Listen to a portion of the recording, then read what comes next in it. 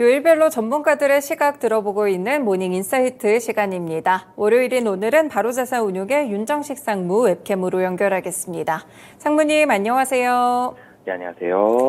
네, 저희 지난주 증시부터 보겠습니다. 사실 막판으로 가면 갈수록 분위기가 상당히 좀 좋지 않았던 것으로 기억하는데요. 좀 어떻게 살펴보셨나요?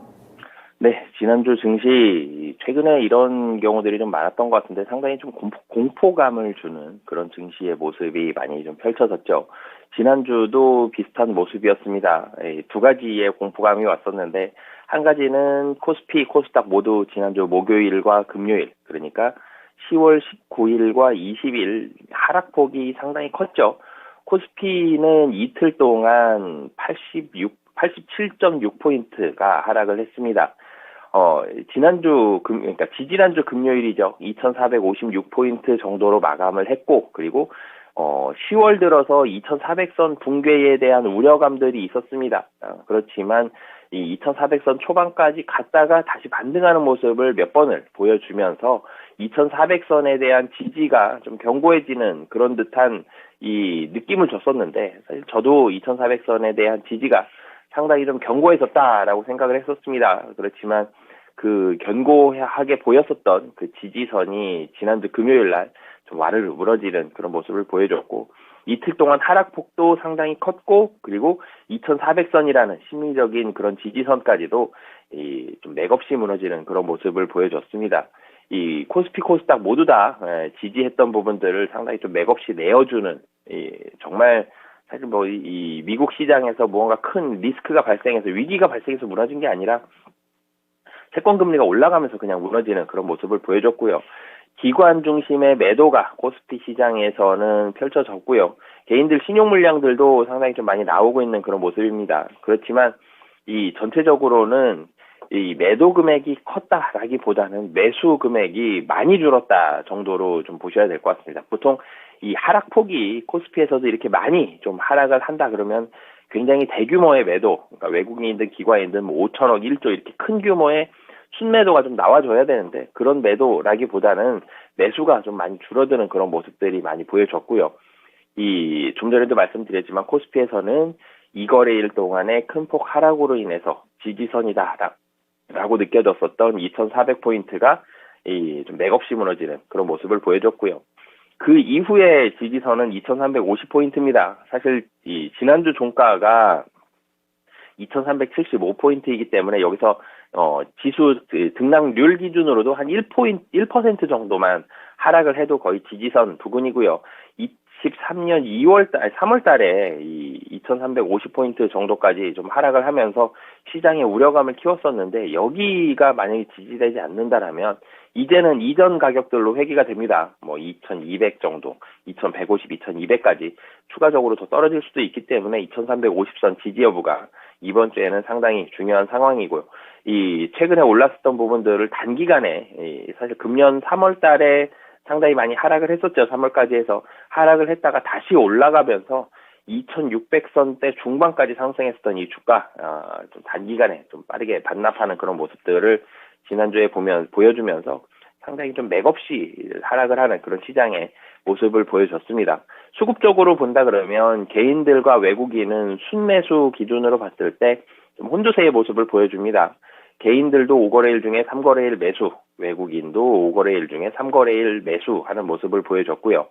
기관 같은 경우가 월요일에는 매수를 했지만 화수목금에는 매도를 하는 모습을 보여주면서 전체적으로는 기관의 매도가 좀 강하게 작용을 하는 그런 모습을 보여줬습니다. 좀 전에도 말씀드렸지만 매수 금액이 좀 적었고요.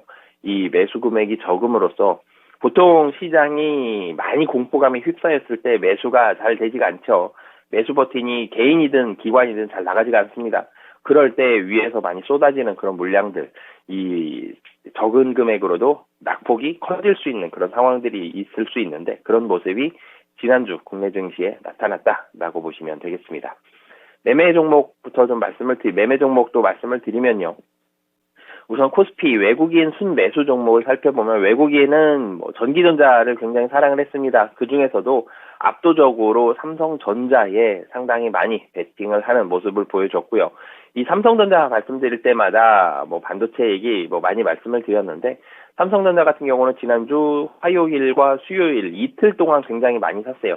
이틀 동안 6,700억 정도 매수하는 그런 모습을 보여줬고, 삼성전자 주간 단위가 거의 한 7천억 정도 되기 때문에 이 화요일과 수요일 굉장히 많은 매수를 보여줬는데, 반도체에 대한 하반기 그런 기대감들도 있고요. 그리고 다른 종목을 사기가 지금 만만치가 않죠. 2차 전지 사자니 걱정이 많이 되죠.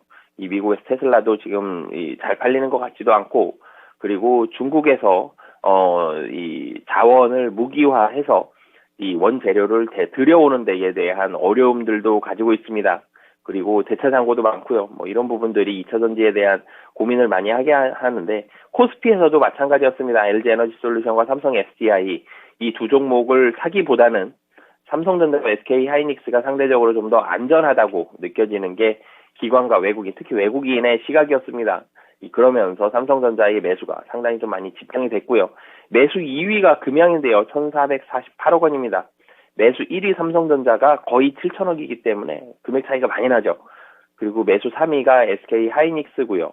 그래서 삼성전자와 SK 하이닉스 이 반도체에 가장 많이 집중이 됐고, 그리고 전기전자가 그 다음인데 삼성전기, 그리고 LG전자, 그리고 HD 현대일렉트릭과 LG 이노텍 같은 전기전자 쪽 종목들 매수를 했는데, 이 전기전자 종목들도 실적이 좋게 나오는 종목들이 꽤 되고요.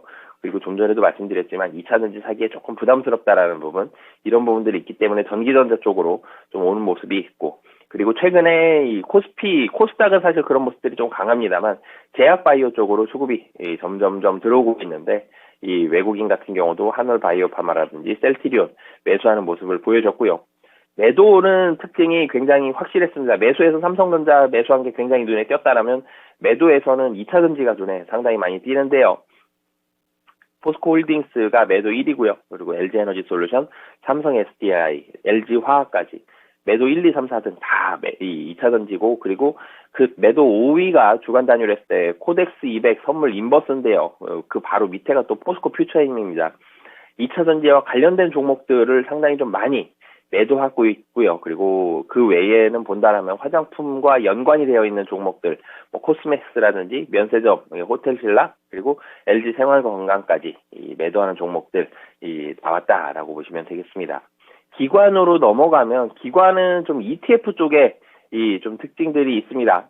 이 시장을 기관이 매수한 부분 먼저 살펴본다라면은 인버스, 그러니까 시장의 하락 쪽에 베팅하는 인버스를 많이 매수를 하는 모습을 보여줬는데요.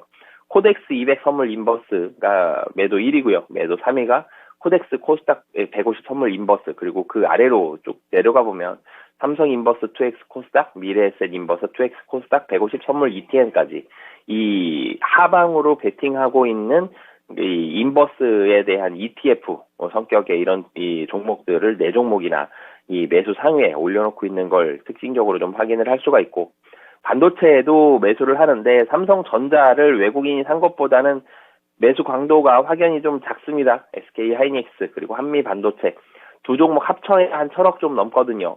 그래서 이 매수를 하긴 하지만 외국인보다는 매수 강도는 좀 약하다라는 부분. 그리고 매도로 넘어가면 기관도 마찬가지로 2차 전지는 매도를 하고 있습니다.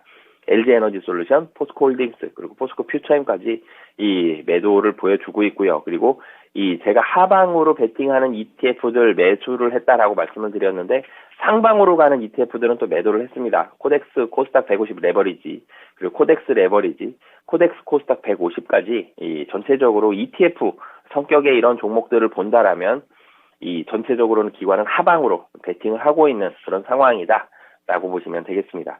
코스닥으로 좀 넘어와 보면요. 코스닥 같은 경우도 코스피와 마찬가지로 좀 좋지가 않았습니다. 코스피는 제가 지지선으로 상당히 많이 느껴졌던 2,400이 좀 지난주에 맥없이 무너졌다라고 말씀을 드렸는데, 코스닥도 800포인트가 지지선 성격으로 느껴졌었는데 상당히 좀 맥없이 무너졌습니다. 코스피는 화수 상승을 하고요. 물론 이제 수요일날 상승은 미미했지만 목금 많이 하락을 했었는데, 코스닥은 수, 목금 3일 동안 하락을 했기 때문에 코스닥의 하락폭이 좀 더 컸고 코스닥의 음봉이 좀 더 깊었습니다. 이 코스닥 같은 경우도 주 후반 800포인트가 붕괴되는 모습, 목요일날 붕괴되는 모습을 보여줬고요. 그러면서 코스닥도 좀 공포감을 많이 자아냈고, 코스피보다 사실 코스닥이 좀 더 무서웠죠. 지난주 같은 경우. 그런 모습으로 보여졌고, 평균 거래 대금도 7조 원 미만의 모습을 보여줍니다.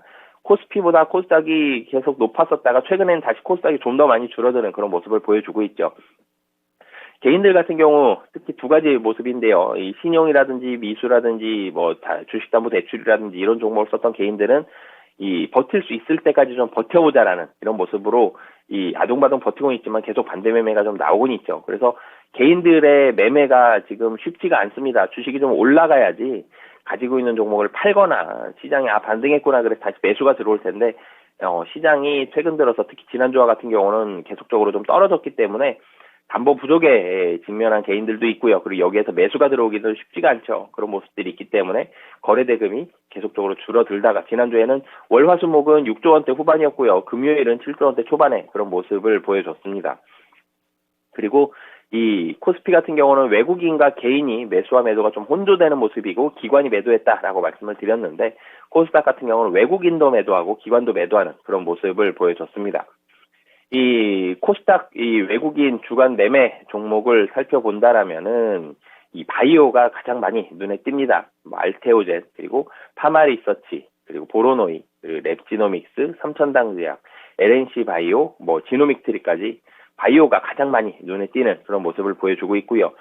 사실 코스닥에서는 2차 전지가 가장 시가총액 윗단에서 존재하고 있었는데 그 2차 전지를 지금 2차 전지 소재주를 사기가 부담스럽기 때문에 바이오로 대안주 성격으로도 왔고요. 그리고 가을 겨울은 좀 바이오주가 주목을 많이 받는 경우들이 좀 많죠. 그런 모습들도 있기 때문에 바이오에 수급이 많이 왔고 엔터주들 매수를 했습니다. SM과 YG엔터 매수하는 모습 보여줬고 코스닥 외국인의 매도도 역시 2차 전지가 가장 많이 눈에 띕니다. 에코프로비엠, 포스코DX, LNF까지 2차 전지 관련된 종목이 매도 상위에 포진이 되어 있는 그런 모습을 보여주고 있고요. 기관으로 넘어와서도 매수 종목은 기관은 좀 반대예요. 2차 전지를 사는 유일한 코스피 외국인 기관, 코스닥 외국인 기관 이 네 파트로 나눴을 때 유일하게 코스닥 기관만이 2차 전지 종목들을 좀 매수를 하고 있습니다. 에코프로비엠, 에코프로, LNF까지 그리고 포스코 DX도 매수를 하는데 매수 금액이 굉장히 크지도 못하고요. 그리고 이 매수 금액으로 인해서 반등을 하지도 못했습니다. 그렇지만 기관이 좀 받쳐주고 있다라는 점. 그리고 매도의 기관 같은 경우는 JYP 엔터와 SM, 이 엔터주를 매도하고 있는 그런 모습으로 지난주 장을 마감을 했고요. 미국 증시를 좀 넘어가 보면 미국 증시 같은 경우가 먼저 좋지가 않았죠. 국내 증시보다. 국내 증시 하락폭은 좀 더 깊었지만 미국에서 먼저 채권금리 상승으로 인해서 주식시장 하락을 했습니다. 주 후반에도 10년물 국채금리가 5%에 육박하는 그런 모습으로 마감을 했는데 채권금리에 대한 급등 이런 부분들이 시장의 하락을 촉발하는 가장 큰 요인으로 작용을 했고요. 테슬라 실적에 대한 우려감들도 나오면서 하락을 했지만 전체적으로 빅테크 기업들 대부분 좀 하락하는 모습들 주식시장 자체가 좀 좋지가 않았었죠. 그리고 연준위원들 발언은 그나마 좀 위안 삼을 수 있는 게 연준위원들 발언들은 좀 비둘기파적인 완화된 발언들이 좀 많았습니다. 그런데 주 후반에 파월 의장이 상당히 좀 매파적인 발언을 했기 때문에 그런 모습들이 채권금리도 올려놨고 그러면서 시장의 하락을 보여주는 미국 시장의 모습이 지난주에 펼쳐졌다라고 보시면 되겠습니다. 네, 국내 시장, 미국 시장 모두 좀 분위기가 좋지 않았던 것 같은데 수급적인 흐름들 함께 좀 들어보니까요. 어떤 종목들 위주로 좀 매수와 매도가 들어갔는지 알 수 있었습니다. 네, 그렇다면 이번 주에 있는 주요 일정들 어떻게 될까요? 네, 이번 주는 여러 가지 이벤트들이 있겠지만 가장 실적 발표하는 기업들의 포커스를 맞추셨으면 좋겠습니다. 월요일에는 유로존 10월 소비자 신뢰지수 잠정치, 미국 9월 시카고 연방 국가 활동 지수가 있고요. 월요일은 사실은 크게 중요한 무게감이 실리는 그런 일정들은 좀 없습니다. 이제 화요일부터 주요한 부분들이 시작이 되는데요. 한국 9월 생산자 물가 지수, 미국의 10월 리치몬드 여는 제조업 지수, 그리고 미국, 유로존, 영국, 독일, 일본까지 10월 마켓 서비스업 제조업 PMI 잠정치가 발표가 되고요. 캐나다 통화정책회의 5%에서 금리 한번 올릴 걸로 보여지는데요. 중요한 게 이제 실적이죠. 화요일 장전에 코카콜라, 그리고 제너럴 일렉트릭, 제너럴 모터스, 바클레이즈, UBS까지 이 소비에 관련된 기업들 그리고 금융기업들 실적 발표가 있고 장전 실적 발표는 다섯 개 기업도 중요하지만 장후에 마이크로소프트와 알파벳, HSBC 실적이 발표가 됩니다. 특히 마이크로소프트, 알파벳 굉장히 중요하죠. 국내 시장에도 영향 많이 미칠 수 있다는 점. 그리고 한국에서는 화요일 날 포스코 홀딩스, 포스코 퓨처엠, 포스코 DX, 포스코 인터내셔널까지 포스코 그룹주들 실적이 쭉 나오고요. 금융주 대장이죠. KB금융 실적을 발표를 합니다. 이 실적 발표 때는 기업들 잘 주목해 보셔야 될 것 같고요. 수요일에는 한국 10월 소비자 신뢰지수, 독일 10월 IF 기업 환경지수, 미국 9월 신규 주택 판매가 있는데 가장 중요한 게 실적입니다. 또 장전에는 보잉, 무디스, 도이치뱅크가 있고 장후가 굉장히 중요하죠. 메타 플랫폼스가 나옵니다. IBM도 중요하지만 메타 플랫폼 실적 상당히 중요하다. 국내에도 LG 디스플레이, LG 에너지 솔루션, LG 이노텍, 이 LG그룹들 발표가 되고 한화오션, 삼성바이오로직스 상당히 시가총액 큰 기업들 발표가 되지만 미국 시장에서 장 후반에 나오는 메타 플랫폼 실적에 가장 주목을 해봐야 될 것 같고요. 목요일에는 한국 10월 기업경기 실사지수 3분기 그리고 3분기 GDP 잠정치, 미국 9월 도매재고 소매재고, 10월 캔자스시티 여능 제조업지수가 나오는데 중요한 지표는 3분기 GDP와 3분기 PCE 물가지수 잠정치 그리고 ECB 통화정책회의가 이 지표로는 중요하고요.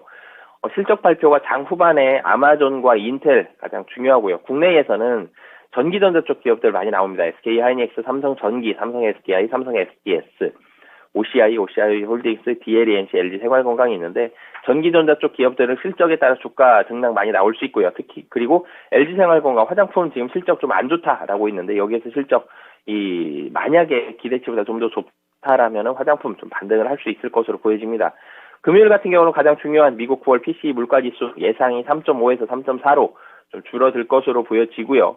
미국에서 장전에 엑손모빌과 세브론, 필립스의 실적 발표, 한국에서는 삼성중공업과 LG전자, 현대모비스가 있는데 금요일 PCE 물가지수와 국내 기업들과 미국 기업들의 주요한 기업들 실적 발표 주목해보시면 좋을 것 같습니다. 네, 이번 주는 실적이 아무래도 포인트가 될 것 같습니다. 그럼 이에 따른 전략은 어떻게 짜볼까요? 국내 증시 같은 경우는 2350포인트의 지지 여부가 상당히 중요할 것 같습니다. 오늘 좀 약세로 시작할 것 같은데 이 부분을 지지하는지를 확인을 해봐야 될 것 같고요. 상당히 중요하죠. 미국에서의 분위기가 괜찮은데 미국에서의 연준위원들의 그런 발언들에 좀 기대를 해봐야 될 것 같고요. 국내에서는 2차 전지 관련주 공매도 출회 그리고 반대 매매가 얼마나 출회되는지 이런 부분들을 이 종목별로는 잘 살펴봐야 되겠습니다. 그리고 국내 기업들 화요일부터 주요 기업들 실적 발표 주목해봐야 될 것 같고요. 4분기 실적 기대감이 높은 반도체, 자동차, 은행 최근에 조정이 나와도 살짝 나왔고 좀 많이 매수가 들어가는 기관과 외국인이 많이 매수가 들어가는 이런 종목들 위주로만 주목을 해보시면 좋을 것 같고요. 미국 증시 같은 경우는 2년물과 10년물 국채금리가 지속적으로 상승하는지 확인이 필요하고 미국 주요 기업들의 실적 발표 국내 증시와 마찬가지로 주목해보시면 좋을 것 같습니다. 네, 알겠습니다. 그렇다면 오늘 주신 전략들 잘 참고해서 이번 주도 대응해 보도록 하겠습니다. 상무님 말씀 고맙습니다. 네, 감사합니다. 네, 오늘 이렇게 모닝인사이트 시간은요, 바로자산운용의 윤정식 상무의 의견을 들어봤습니다. 네, 이번 주는 역시나 금리와 전쟁 변수가 여전할 전망인데요. 지금 증권가에서는 코스피 예상 밴드로 2380선에서 2480선을 제시하고 있습니다. 하지만 그럼에도 패닉셀링이라는 분석도 함께 나와서 조정 시 매수로 대응해보자라는 의견도 있으니까요. 실적 발표 기업들까지 함께 더해서 이런 전략들 짜보시면 좋을 것 같습니다. 지금까지 다양한 투자 판단에 도움이 되는 말씀들 전해드렸는데요. 특정 종목의 상승과 하락을 보장하지는 않습니다. 모닝쇼 마치겠습니다. 한 주간 성공 투자하시길 바라겠습니다. 고맙습니다.